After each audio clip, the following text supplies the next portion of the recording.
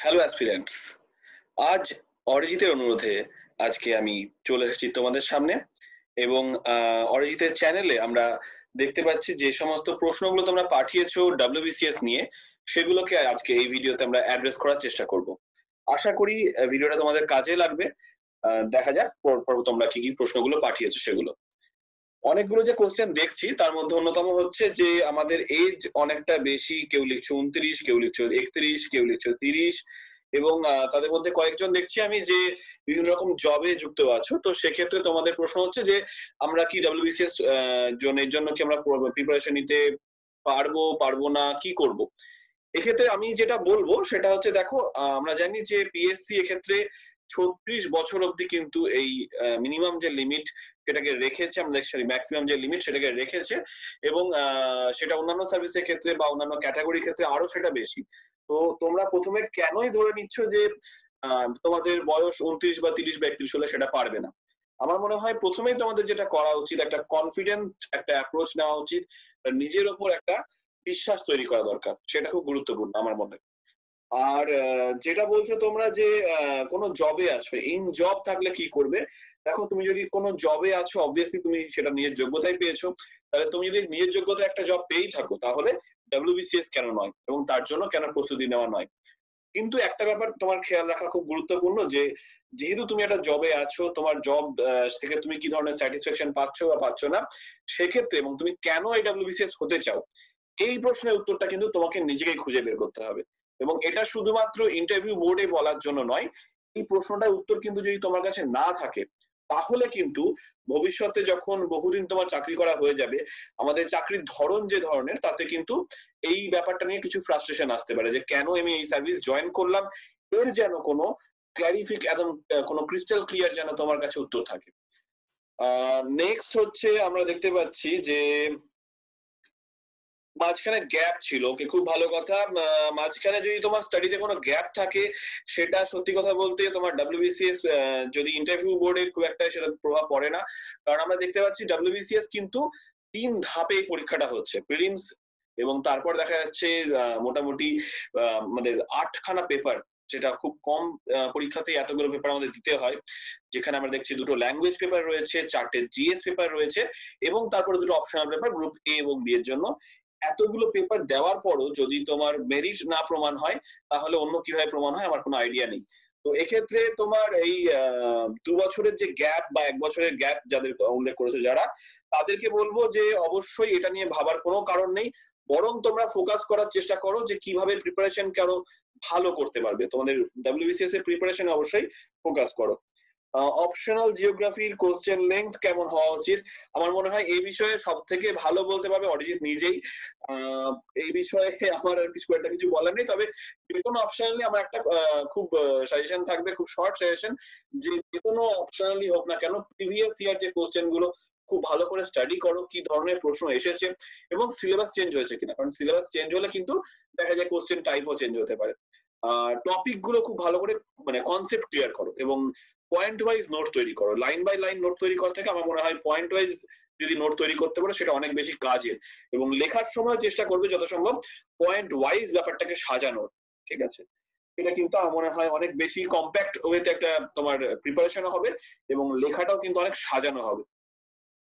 আমার গ্রাজুয়েশন এই বছর কমপ্লিট হলো, আমার জিওগ্রাফি অনার্স ছিল, অপশনাল জিওগ্রাফি নিলে ভালো হবে কিনা? অবশ্যই ভালো হবে। তুমি যদি সাবজেক্টটা ভালোবেসে পড়ে থাকো তাহলে অবশ্যই আমার মনে হয় সেটা তোমার কাজে লাগবে যদি অপশনাল নাও। যারা অন্যান্য অনেকে কোশ্চেন করেছো যে অন্য ধরনের যে অপশনাল গুলো নিতে যাচ্ছ, সোশিওলজি, অ্যানথ্রোপোলজি এই ধরনের, তাদের ক্ষেত্রে এই সাবজেক্ট সম্বন্ধে আইডিয়া নেই। খুব ভালো কথা। দেখো, দুটো স্ট্র্যাটেজি হয়, একটা হচ্ছে নিজের সাবজেক্ট নিয়ে অনেক সময় অনেকে দেয়, আবার অনেকে আমরা চেষ্টা করেছি, আমরা যারা দিয়েছি আগে তারা কিন্তু চেষ্টা করেছি যে স্কোরিং সাবজেক্ট যেগুলো, যদিও সমস্ত সাবজেক্টই স্কোরিং, তবু আমাদের কাছে যেগুলো মনে হয়েছে যে এটা নিয়ে আমরা সহজে এগোতে পারবো। একটা জিনিস কিন্তু খেয়াল রাখা, যে যে সাবজেক্টটা নিচ্ছ সেটা যেন তুমি ভালোবেসে পড়ো, এবং আরেকটা ব্যাপার হচ্ছে যে তুমি সেটার জন্য যে টাইম ম্যানেজমেন্ট করা, অর্থাৎ পরীক্ষার হলে শুধু লেখা নয়, তোমার প্রিপারেশনের টাইম এটা কিভাবে তুমি ম্যানেজ করবে সেটাও কিন্তু এখানে গুরুত্বপূর্ণ। তো সেই ক্ষেত্রে আমার মনে হয় যে ক্ষেত্রে তোমার সিলেবাসটা কম্প্যাক্ট রয়েছে সেগুলো কিন্তু, এবং subject availability of materials, faculty, এই জিনিসগুলো কিন্তু গুরুত্বপূর্ণ হতে পারে। তবে যদি নিজেরা পড়াশোনা করো অবশ্যই সেটা ওয়েলকাম, কোনো অসুবিধা নেই, কিন্তু সেক্ষেত্রে তোমাদের সাবজেক্টের বিষয়ে কিন্তু একটা খুব পরিষ্কার একটা কনসেপ্ট থাকা খুব গুরুত্বপূর্ণ। নেক্সট আমরা দেখতে পাচ্ছি মাজিদ ভাওনা খুলনার ডব্লিউবিসিএস মেইন কেস স্টাডির জন্য individual Indian geography West Bengal geography version book. আচ্ছা আচ্ছা, দেখো মাজিদ হোসেন না খুলনার এই প্রশ্নের উত্তরের থেকেও গুরুত্বপূর্ণ হচ্ছে তোমার নিজের কাছে পড়ে কোনটা কমফোর্টেবল লাগছে। সমস্ত বই কিন্তু ভালো, কোনো বই খারাপ না, কোনো বই মানে সবচেয়ে ভালো বলে কিছু হয় না। তো এবং কোনো বই সমস্ত চ্যাপ্টার যে একই রকম ভালোভাবে লেখা এমন নাও কিন্তু হতে পারে। তো তুমি কোন বইটা পড়ে তোমার কমফোর্টেবল লাগছে সেটা তুমি কিন্তু এটা নিজেকে ঠিক করতে হবে। এবং জিওগ্রাফি কোশ্চেন যেহেতু, এবং আমার মনে হয় অরিজিৎ আরো ভালো এটা অ্যান্সার করতে পারবে। ডব্লিউবিসিএস মেনের জন্য কি বই পড়বো, দেখো এই ক্ষেত্রে আমার মনে হয় সাবজেক্ট ওয়াইজ একটা প্রপার একটা তোমার আইডিয়া রাখা উচিত, এবং সেই মতো প্রপার টেক্সট বুক বা রেফারেন্স বুক এগুলো পড়া দরকার। কারণ এক্ষেত্রে কিন্তু কোনো কম্প্যাক্ট বুক আমি পড়তে বলবো না, আমি বলবো সেক্ষেত্রে স্পেসিফিক সাবজেক্টের জন্য স্পেসিফিক বই পড়ার কথা। ওকে, অপশনাল পেপার যে থাকে সেটা কি বাংলায় লেখা যাবে? আমি সোশিওলজি নেব। সোশিওলজি খুব ভালো অপশন, আমি আমার মতে অ্যানথ্রোপোলজি, সোশিওলজি, জিওগ্রাফি, সাইকোলজি এগুলো খুব ভালো অপশনাল। তুমি অবশ্যই বাংলা বা ইংলিশ যে কোনো ল্যাঙ্গুয়েজে লিখতে পারো। বাংলায় লেখার ক্ষেত্রে একটা জিনিস বলে দিই, বাংলায় লেখার ব্যাপারে অনেকে একটা মানে একটা বাধা কাজ করে নিজেদের মনের মধ্যে যে তাহলে ইংলিশ টার্ম গুলো কি করব। আমি অন্তত আমার এক্সপিরিয়েন্স থেকে বলতে পারি যে আমি কিন্তু ইংলিশ টার্ম গুলো যথেচ্ছভাবে কিন্তু ইংলিশে লিখেছিলাম। তো এক্ষেত্রে কিন্তু আমার ক্ষেত্রে কোনো অসুবিধা হয়নি। আচ্ছা, নেক্সট হচ্ছে ডব্লিউবিসিএস এক্সামের এলিজিবিলিটি কি শুধু অনার্স? একদমই না। ডব্লিউবিসিএস বলো বা আমাদের যে কোনো আমাদের ইউপিএসসি বলো বা যে কোনো স্টেট বা স্টেট পিএসসি বলো, সেক্ষেত্রে কিন্তু অনার্স এর কোনো আলাদা করে কোনো দাম নেই। আমি যদি জেনারেল লাইনের যে কোনো পরীক্ষায় ধরি, তাতে কিন্তু অনার্স এবং পাসকে আলাদা করে কিন্তু কিছু দেখা হয় না, একমাত্র একাডেমিক্স ছাড়া। আচ্ছা, নেক্সট হচ্ছে আমি দেখছি কোনো কোচিং সেন্টার থেকে অ্যাডমিশন না নিয়ে বিসিএস কি করে ক্লিয়ার করব?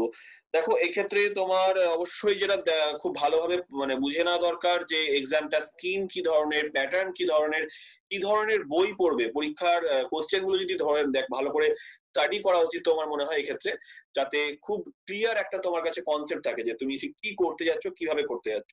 যদি আমার নিজের কথা বলি, আমি নিজে কিন্তু মানে কোন রকম কোচিং সেন্টার বা এই ধরনের কিছু ছাড়াই আমি পরীক্ষা দিয়েছিলাম, কারণ আমি যে বছর এমএসসি ক্লিয়ার করি সে বছর আমার নেট ছিল, আমি সেই বছরই কিন্তু ডব্লিউবিসিএস ও দিয়েছিলাম এবং প্রথমবারই আমি ক্র্যাক করি। তো আমার ক্ষেত্রে আমি মানে খুব বেশি দিন টাইম পাইনি, এবং আমি প্রথমবারই যেহেতু করতে হয়েছিল আমাকে, আমি সেই স্বল্প টাইমের মধ্যে আমি যেটা চেষ্টা করেছিলাম যে খুব ক্লিয়ার থাকা আমি কোনটা পড়তে চাইছি, কি সাবজেক্ট পড়ছি, কিভাবে পড়ছি। এবং প্রথমেই খুব কঠিন বই যদি না ধরে, আমার মনে হয় যেটা নিজে যে ল্যাঙ্গুয়েজে তুমি অনেক বেশি কমফোর্টেবল হবে এবং সহজে বেশি পড়তে পারবে যে ল্যাঙ্গুয়েজে, আমার মনে হয় প্রথমে শুরু করার ক্ষেত্রে সেই ধরনের মানে ভালো হয়। এবং যে কোনো বেসিক বই থেকেও কিন্তু কনসেপ্ট খুব ভালো ক্লিয়ার হতে পারে। যদি কনসেপ্ট যদি ক্লিয়ার করতে পারো, যদি ফাউন্ডেশন ভালো করে রেডি করতে পারো, তাহলে কিন্তু পরের ধাপে যে কোনো অ্যাডভান্স বই তুমি খুব সহজে পড়তে পারবে। কি কি বই পড়বো?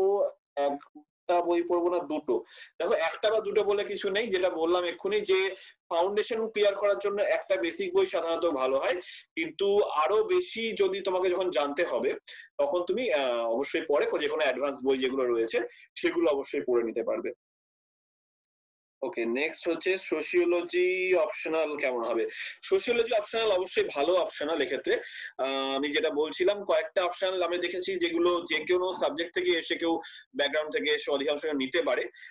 তার মধ্যে সোশিওলজি, অ্যানথ্রোপোলজি এগুলো তো অবশ্যই গুরুত্বপূর্ণ। জিওগ্রাফি এবং হিস্ট্রি আমরা দেখেছি এক্ষেত্রে খুব পপুলার অপশনাল আমরা দেখেছি। তো সেক্ষেত্রে জিওগ্রাফি ছিল তো তোমাদের ক্ষেত্রে অরিজিৎ তো আছেই। সোশিওলজির ক্ষেত্রেও আমাদের ছোট্ট ফোরাম আছে ব্রেইনবটিক বলে, সেখানে আমরা এক ধরনের কিছু কিছু প্রিপারেশনের জন্য হেল্প করার চেষ্টা করছি, তোমরা সেখানেও দেখতে পারো। সোশিওলজি বা এই ধরনের যে অ্যানথ্রোপোলজি বা সাইকোলজি এই ধরনের সাবজেক্টে একটা মজা হচ্ছে যেহেতু এগুলো সবই হিউম্যান কে নিয়ে এগুলো মানে চলছে, এই সাবজেক্ট গুলো গড়ে উঠেছে। তো সেক্ষেত্রে কিন্তু একটা পড়ার ক্ষেত্রে খুব ইন্টারেস্টিং একটা অ্যাট্রাকশন কাজ করে যে আমার চারপাশে যেগুলো হচ্ছে আমি কিন্তু সেগুলোই খুব সহজে এখানে কিন্তু রিফ্লেক্ট করতে পারি আমার খাতায়, এবং সাবজেক্টটাও কিন্তু এক্ষেত্রে খুব কাজে লাগে, মানে আমাদের নিজেদের পড়ার ক্ষেত্রে বা কাজে লাগানোর ক্ষেত্রে। আমি শোনো, অঙ্ক ভালো না, অঙ্ক করার জন্য কি করতে হবে, ইংলিশ ইমপ্রুভ করার জন্য কি করতে হবে, বিসিএস এর সাথে আমরা আর কি পরীক্ষার প্রস্তুতি নিতে পারি? খুব ভালো কথা। এমসিকিউ আর রেফারেন্সের মধ্যে কোনটা গুরুত্বপূর্ণ? ওকে, আগে একটা অ্যান্সার দিই। এমসিকিউ করার আগে আমার মনে হয় রেফারেন্স বই পড়া বা টেক্সট বুক খুব ভালো করে মন দিয়ে পড়াটা অনেক বেশি গুরুত্বপূর্ণ। কারণ আমার পার্সোনালি যেটা মনে হয়েছিল যে একটা কোনো ভালো বই যদি আমি একটা চ্যাপ্টার থেকে খুব ভালো করে যদি কোনো একটা চ্যাপ্টার পড়ি, সেখান থেকে আমি যা যা কোশ্চেন আমি বা যে যে নলেজ আমার অ্যাকোয়ার করতে পারলাম, তাতে আমি মানে তাতে আমি যে পরিমাণ এমসিকিউ অ্যান্সার করতে পারবো সেটাই সাফিসিয়েন্ট। আমি হাজারখানা এমসিকিউ যদি কোনো একটা সাবজেক্টের উপর প্র্যাকটিস করি, তারপরে কিন্তু কয়েক হাজার এরকম এমসিকিউ থেকে যেতে পারে। কিন্তু আমি যদি একটা ভালো বই খুব ভালোভাবে যদি পড়ি, তাহলে কিন্তু আমার নলেজটা কিন্তু অনেক বেশি তৈরি হবে। তো এমসিকিউ এর থেকে আমি প্রেফার করি অবশ্যই প্রথম দিকে ভালোভাবে নিজের সাবজেক্টটাকে ফাউন্ডেশনটাকে রেডি করা, এটা অনেক বেশি গুরুত্বপূর্ণ। তো এটাকে গুরুত্ব দাও। অঙ্কর ভীতির ক্ষেত্রে দেখো, একটা কথা আমি বলবো, এটা দুটো সাবজেক্ট রয়েছে, বা আমি সেক্ষেত্রে অর্থনীতিকে হয়তো যোগ করতে পারি। প্রথম দুটো হচ্ছে ইংলিশ এবং অঙ্ক। এই বিষয়ের প্রত্যেকের না হলেও বহু জনের কিন্তু একটা প্রবলেম আছে। এই প্রবলেমটা কিন্তু যতটা না রিয়েলিস্টিক, তার থেকেও প্রবলেমটা বেশি মানসিক ভাবে। আগে পুরো ব্যাপারটা এখানে ক্লিয়ার করো যে তুমি অবশ্যই অঙ্ক পারবে। না পারার কিছু থাকে না, এই যে অঙ্কগুলো থাকে এর মধ্যে অনেকগুলোই কিন্তু আমরা মাধ্যমিক লেভেলে করে এসেছি। তো ঠান্ডা মাথায় লজিক্যালি অঙ্কগুলো শিখবো আমরা, এবং প্রিভিয়াস ইয়ার কোশ্চেন গুলো যদি ভালো করে প্র্যাকটিস করি, এবং সেখানে যে কোশ্চেন গুলো আটকাচ্ছে সেগুলো যদি আমরা যে কোনো ভালো অঙ্কের বই থেকে যদি সেগুলো সলভ করাটা দেখে নিই, এবং তারপরে সেই রিলেটেড যত অঙ্কগুলো আছে, সেই সম্পর্কিত যে অঙ্কগুলো রয়েছে সেগুলো যদি আমরা দেখে নিই, তাহলে কিন্তু খুব তাড়াতাড়ি অঙ্কের প্রিপারেশনটা হতে পারে। এবং টাইম নিয়ে অঙ্কের প্রিপারেশন নাও আস্তে আস্তে, একটা রেগুলারিটি মেনটেন করো, প্রতি সপ্তাহে যেন অন্তত 3 দিন অন্তত অঙ্ক প্র্যাকটিস করো, 3 দিন অন্তত ইংলিশ প্র্যাকটিস করো। ইংলিশ ইমপ্রুভ করার ক্ষেত্রে আমি বলবো যে বেসিকে জোর দাও। বারবার যে কোনো সাবজেক্টের ক্ষেত্রে আমি একই জিনিস বলবো, বেসিকটাকে ফাউন্ডেশনটাকে যদি তুমি ক্লিয়ার রাখতে পারো, কনসেপ্ট যদি তুমি ক্লিয়ার রাখতে পারো, যে কোনো অ্যাডভান্স লেভেলের পরীক্ষাও কিন্তু তুমি সহজেই পেরোতে পারবে। ইংলিশের ক্ষেত্রে আমি বলবো যে গ্রামার, অনেকে পিকে দে সরকার পড়তে পারে, অনেকে অন্য বই পড়তে পারে। তুমি যে কোনো বই পড়তে পারো, ক্লাস 5 থেকে 10 অব্দি, বা পিকে দে সরকার থেকে শুরু করে অবজেক্টিভ ইংলিশ অব্দি যে কোনো বই পড়তে পারো। তার সাথে কিন্তু আমাকে খুব ভালো করে যে কোনো কোশ্চেন ব্যাংক প্র্যাকটিস করতে হবে। কোশ্চেন ব্যাংক কোনগুলো প্র্যাকটিস করবে? অ্যান্সার হচ্ছে যে কোনো, ক্লাস 5 থেকে শুরু করে 12 অব্দি যে যে কোশ্চেন ব্যাংক গুলো আছে আমার আশেপাশে নিশ্চয়ই পেয়ে যাবে। সেগুলো যদি প্র্যাকটিস করো, আমার মনে হয় 2 মাস টাইম লাগবে, কিন্তু সেই 2 মাসের মধ্যে তোমার লেখার কিন্তু একটা গঠনগত এবং ভাবগত দুদিকেই কিন্তু একটা খুব গুরুত্বপূর্ণ চেঞ্জেস আসবে।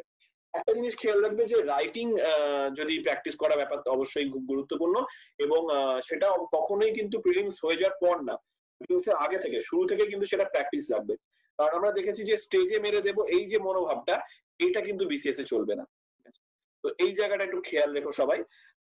ইংলিশের ক্ষেত্রে আরো আমি বলবো যে একটা সহজ টিপস দিতে পারি, যে বাংলা যে কোনো সহজ নিউজ পেপার থেকে তোমরা যদি একটা ছোট ছোট নিউজ যদি সপ্তাহে 2-3টে করে সেগুলোকে ট্রান্সলেট করতে পারো, দুটো কাজে লাগবে। একটা হচ্ছে তোমার ইংলিশ রাইটিং ইমপ্রুভ হয়ে যাবে, এবং ইংলিশ রাইটিং এর মধ্যে তোমার যে রাইটিং, যে নিউজ পেপার যে রিপোর্ট রাইটিং, সেটাও কিন্তু অনেকটা কিন্তু প্র্যাকটিস হয়। এবং সেক্ষেত্রে আমার মনে হয় অনেকটা, যেহেতু দুদিকেই কাজে লাগবে, সেটাকে তারপর নিজে নিজে সেখান থেকে গ্রামার বই বা এই ধরনের থেকে সেখান থেকে ভুলগুলো খুঁজে বের করার চেষ্টা করো। অন্য কাউকে অবশ্যই চেক করে নিতে পারো, তার সাথে নিজেও যদি এগুলো বুঝতে পারো, তাহলে সেই ভুলগুলো কিন্তু পরবর্তীকালে অনেক কমে আসবে। ওকে, নেক্সট হচ্ছে আমি দেখতে পাচ্ছি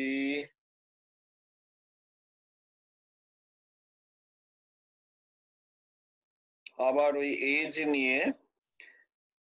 নিয়ে আমি একটা কথা বারবার বলবো যে এজ নিয়ে ভাবার দরকার নেই। তোমার মধ্যে সেই খিদেটা আছে কিনা সেটার বেশি বেশি অনেক বেশি মনোভাব, মানে একবার নিজেকে প্রশ্ন করে দেখো যে তোমার মধ্যে সেই খিদেটা কতটা আছে। কারণ তুমি যদি মানে ডাব্লিউবিসিএস যেহেতু একটু লঙ্গার জার্নি হয় অন্য পরীক্ষাগুলো থেকে, প্রায় 2 বছর অন্তত লেগে যায় ফর্ম ফিল আপ থেকে জয়নিং অব্দি। আমার নিজের কথা বলি, আমি 14 সালে যখন পরীক্ষা দিয়েছি, প্রবাবলি 3rd আগস্ট আমাদের প্রিলিমস হয়েছিল। দেন আমাদের রেজাল্ট বেরিয়েছিল প্রিলিমস এর অক্টোবরের শেষের দিকে। তারপর ডিসেম্বরের লাস্টে 19 থেকে 26 খুব সম্ভবত আমাদের মেইন এক্সাম হয়। পরের বছর 5ই নভেম্বর আমার ইন্টারভিউ হয়। আমি 20th জানুয়ারি 2016 আমাদের প্যানেল বেরোয়, ফাইনাল প্যানেল গ্রুপে, এবং আমরা জয়েন করি 2016 13ই জুন। তো মোটামুটি আমরা দেখছি 2 বছরের জার্নি মিনিমাম ব্যাপারটা। তো এই জায়গাটা কমন অলমোস্ট। তো সেই জায়গায় বলছি যে এই 2 বছরের পরীক্ষা দিতে দিতে কিন্তু আরেক বছর মানে 2 বছরের মধ্যে কিন্তু 15 মেন্স ঢুকে গেছিল। এই 15 যে মেইন ঢুকেছিল তার মানে তোমাকে কিন্তু একাধিক মেইন দিতে হচ্ছে। তো নিজেকে সেই ভাবে প্রস্তুতি রাখো যে জার্নিটা যদি আবার লং হয় আমি যেন কোনোভাবেই হতাশ না হয়ে পড়ি। নিজের মোটিভেশন নিজে তৈরি করো। মোটিভেশনাল স্পিচ, মোটিভেশনাল ভিডিও তোমরা অনেক দেখছো, খুব ভালো কথা। কিন্তু নিজের ভেতর থেকে যতক্ষণ না মোটিভেশন আসবে ততক্ষণ কিন্তু এতটা জার্নি কোনো মোটিভেশনাল ভিডিও তোমাকে পার করাতে পারবে না। নিজের মধ্যে থেকে সেই খিদেটা তৈরি করো যে তুমি কেন এই পরীক্ষাটা দিচ্ছ, তুমি কেন এই চাকরিটা জয়েন করতে যাও, এবং তোমার চাকরিটাও যেহেতু নিজের হবে মোটিভেশনটাও কিন্তু নিজের ভেতর থেকে যদি না আসে তাহলে কিন্তু মানে কারো পক্ষে তোমাকে সেইভাবে বের করে দেওয়া সম্ভব না। আরেকটা জিনিস যেটা বলার সেটা হচ্ছে WBCS গাইডেন্স এর ক্ষেত্রে অবশ্যই যেটা ফলো করবে, এখানে অনেকে কোশ্চেন করেছে কিভাবে প্রিপারেশন নেবে। 3টে মাত্র মেথড আমি জানি। একটা হচ্ছে সেলফ স্টাডি করা, সেক্ষেত্রে অবশ্যই যেটা বলেছিলাম যে স্কিম এক্সামের প্যাটার্ন, কোশ্চেন টাইপ, বইপত্র কি ধরনের পড়বে, এবং একটা নিজের একটা নলেজ বেস তৈরি হয়ে থাকলে কিন্তু সেলফ স্টাডিতে সুবিধা হয়। আমি যেহেতু নিজে সেলফ স্টাডি করেছিলাম, আমার 9-10 আমি সত্যি কথা বলতে 9-10 লেভেল 11-12 লেভেল আমি যে বছরে যা যা পড়েছি সমস্ত কিছু কিন্তু আমার কিছু না কিছু ভাবে কাজে লেগে গেছিল। উদাহরণস্বরূপ আমি বলি, আমি নিজে বায়োটেকনোলজি পড়েছি যাদবপুর থেকে। তো সেখানে আমার জেনেটিক্স এর যে কিছু আমি যেগুলো আমাদের পড়তে হয়েছিল সেগুলো কিন্তু আমার অ্যানথ্রোপোলজিতে সামহাও আমি সে বছর টাইম পাইনি, এগুলো অপশনাল খুব কম পড়া হয়েছিল। সামহাও আমি জেনেটিক্স এর 2টো কোশ্চেন পেয়ে যাই। একটা জেনেটিক্স এর খুব বড় কোশ্চেন 32 নম্বর, একটা টিকা টাইপের একটা কোশ্চেন ছিল, এবং ইভলিউশন একটা কোশ্চেন পেয়েছে। আমি সে বছরই নেট ক্র্যাক করেছি সেই 2টো কোশ্চেন বা 3টে কোশ্চেন যখন আমি পরীক্ষার হলে যখন পেলাম, আমার কিন্তু কনফিডেন্স লেভেল ওখানে অনেকটা বেড়ে গেল। তুমি তুমি যা যা শিখছো যে কোনো পর্যায়ে, সেটা স্কুল লেভেলে হোক, কলেজে হোক বা ইউনিভার্সিটিতে, তোমার কিন্তু এটা কাজে লেগে যাবে। তো এই নলেজ বেস যদি তোমার, তুমি যে সাবজেক্ট নিয়ে পড়ো না কেন, সেটা যদি তোমার ভালো থাকে তাহলে কিন্তু এই ধরনের পরীক্ষায় অনেক বেশি সুবিধা পাওয়া যায়। ঠিক আছে। দ্বিতীয় অপশন হচ্ছে কোনো নামি দামি কোনো কোচিং সেন্টারে ভর্তি হওয়া। সেখানে একটা জিনিস খেয়াল রাখবে, সেখানে আমি ফিজ নিয়ে কোনো আলোচনায় যাচ্ছি না, তবে অনেক ক্ষেত্রে যদি সেখানে বেশি ফিজও হয়, একটা জিনিস মনে রাখবে, সেখানে ইনফ্রাস্ট্রাকচার বা অন্যান্য তাদের যে জিনিসগুলো চালানোর জন্য যে তারা প্রফেশনাল, সেক্ষেত্রে তাদের সেই জায়গাটা তৈরি করতে হয়েছে, এবং সেখানে একটা সিস্টেমেটিক্যালি জিনিসটা করা হয়। এবার সেই সিস্টেম তোমার জন্য সুইটেবল কিনা এর কিন্তু প্রশ্নের উত্তর দেওয়ার একমাত্র দাবিদার তুমি। কারণ আমার পার্সোনালি মনে হয় যে মানে এক সাইজের জুতো সবার পায়ে চলে না, বা এক স্টাইলের জুতো সবার হয় না। তো সেক্ষেত্রে আমার মনে হয় যে এটা নিজেকে কোশ্চেন করে দেখো তুমি কিভাবে চলবে, যে একটাই নিয়মে যেখানে বাধা আছে, কারণ সেখানে সত্যি স্ট্যান্ডার্ড নিয়ম না থাকলে সবাই এত স্টুডেন্ট নিয়ে তারা কাজ করতে পারবেও না। তো এটা একটা ব্যাপার। সেখানে যেহেতু তুমি অনেক বেশি পয়সা দিয়ে ভর্তি হচ্ছ, তোমার একটা কিন্তু সেক্ষেত্রে দায়বদ্ধতা থেকে যায় যে তুমি সেই ওদের ধাঁচেই নিজেকে তোমাকে ঢেলে নিতে হবে। আর একটা আছে যেটা মাঝামাঝি বলতে পারি, এখন যে ইন্ডিপেন্ডেন্ট ফোরাম গুলো যেগুলো কাজ করছে WBCS বা এই ধরনের যে পরীক্ষার ব্যাপার নিয়ে, সেক্ষেত্রে কিন্তু তোমাকে অবশ্যই দেখে নিতে হবে যে সেই ফোরাম যেটা তুমি জয়েন করতে চাইছো সেখানে হয়তো ফিস খুব বেশি না, তুমি সেলফ স্টাডির জন্য কাস্টমাইজ টাইম পাচ্ছ নিজস্ব, প্লাস তুমি একটা গাইডেন্স পাচ্ছ। এই গাইডেন্স ব্যাপারটা তোমাকে দেখে নিতে হবে সেখানে তুমি ঠিক তোমার জন্য সেটা কতটা সুইটেবল। মানে সেখানে হতেই পারে যে যিনি পড়াচ্ছেন বা যারা পড়াচ্ছেন খুব ভালো ছাত্র নিজেরা, কিন্তু তুমি কতটা বুঝতে পারছো সেখানে সেই জিনিসটা, এবং তাদের যে ক্রেডিবিলিটি সেটা কিন্তু অবশ্যই দেখে নেওয়া দরকার। এইরকম বেশ কিছু ফোরাম অবশ্যই এখন কাজ করছে, খুব ভালো কাজ করছে আমি বলতে পারি। এবং কিন্তু এখন যত বেশি ফোরামের সংখ্যা বাড়ছে, এই ক্রেডিবিলিটির জায়গা নিয়েও কিন্তু অনেক সময় কোশ্চেন আসছে। আমরা একটা ছোট ফোরাম করে এরকম কাজ করার চেষ্টা করছি বেশ কিছুদিন ধরে, কয়েক বছর ধরেই, ব্রেইনবটিক একাডেমি নামে, তোমরা দেখতে পারো। যারা জিওগ্রাফি অপশন নিয়ে কোশ্চেন করেছো অবশ্যই তোমরা অরিজিতের সাথে কথা বলো। জেনারেল কম্বাইন নিয়ে কিছু কোশ্চেন দেখছি, মোটামুটি WBC এর সাথে যদি তোমরা প্রিপারেশন নাও অবশ্যই জেনারেল কম্বাইন তো মানে সেক্ষেত্রে অবশ্যই তার মধ্যেই কভার হয়ে যাবে। তার বাইরেও যদি কেউ প্রিপারেশন নিতে চাও, জেনারেল কম্বাইন্ডেরও কিন্তু একটা স্পেশাল কোর্স আসছে ব্রেইনবটিক একাডেমিতে, তোমরা খোঁজ নিতে পারো অবশ্যই, খুব তাড়াতাড়ি কোর্সটা শুরু হচ্ছে। আর বাকি আর দেখে নি আরেকবার কিছু কোশ্চেন ছাড়া হচ্ছে কিনা।